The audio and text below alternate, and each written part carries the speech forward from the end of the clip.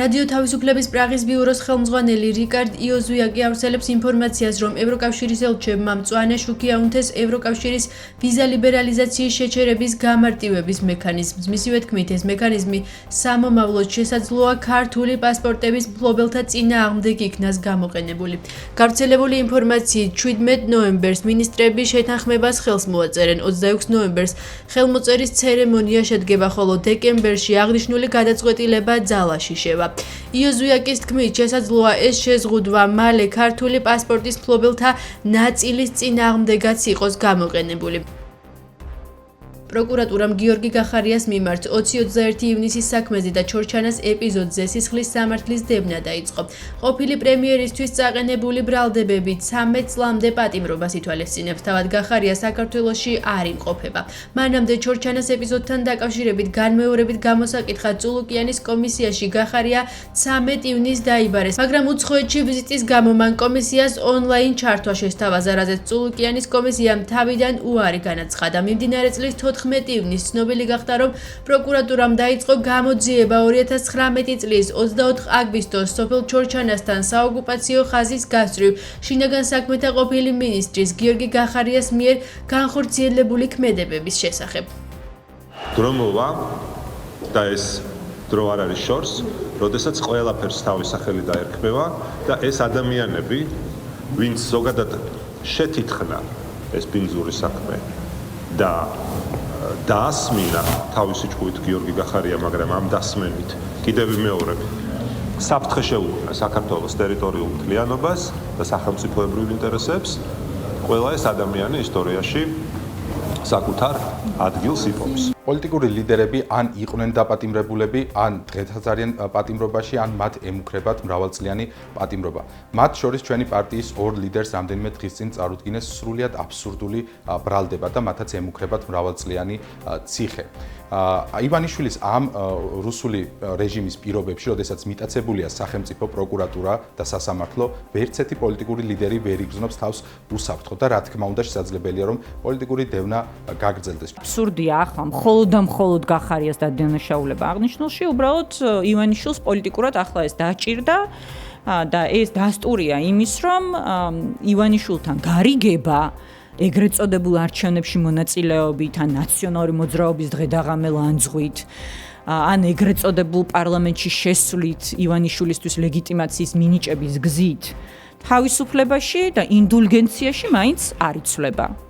თუ თქვენ ნახავთ სტრასბურგის სასამართლოს გადაწყვეტილებას, ამ ოპერაციის ხელმძღვანელ პირებზე მიუთითებდა. და ზუსტად ეს აღსრულდა სტრასბურგის სასამართლოს გადაწყვეტილება. გახარიამ თავიდანვე განაცხადა, რომ მთელ პასუხისმგებლობას ამ ოპერაციის ჩატარებაზე იღებს თვითონ, თუმცა მერე გადათქვა და უბრალოდ პოლიციელებს გადააბრალა, რიგით პოლიციელებს, მაგრამ მისი განცხადებაც ახსოვს და თქვენს არქივში ინახება ალბათ ხალხს. ჩორჩანას ეპიზოდი ადრე თუ გვიან რომ სამართლებრივად შეფასდებოდა, მაშინ მე ეჭვი არ მეპარებოდა. ასე უბრალოდ ვერავის ჩაული და მილიონი კვადრატული მეტრისზე საქართველოს ხელისუფლების კონტროლის დაკარგვაზე პასუხისმგებლობა. ოპოზიციურ სპექტრში თვლიან, რომ აღნიშნულ დანაშაულებთან დაკავშირებით პასუხისმგებლობა მთლიანად მმართველმა გუნდმა აიღოს და მხოლოდ გახარიას დადანაშაულება პოლიტიკური სპეკულაციის ნაწილია. სპეციალური პენიტენციური სამსახურის განცხადებით მიხეილ სააკაშვილი კლინიკა ვივამედიდან ნომერ მე-12 პენიტენციურ დაწესებულებაში დააბრუნეს. მათი განმარტებით, ვინაიდან სააკაშვილის ჯანმრთელობის მდგომარეობა არის დამაკმაყოფილებელი და მას აღარ ესაჭირეობა სტაციონალური მკურნალობა, კლინიკიდან გამოწერეს. საქართველოს კანონმდებლობის შესაბამისად სამოქალაქო სექტორის საავადმყოფოდან პაციენტის პენიტენციურ დაწესებულებაში დაბრუნება ხორციელდება მისი ჯანმრთელობის მდგომარეობის გათვალისწინებით მკურნალი ექიმის გადაწყვეტილების საფუძველზე.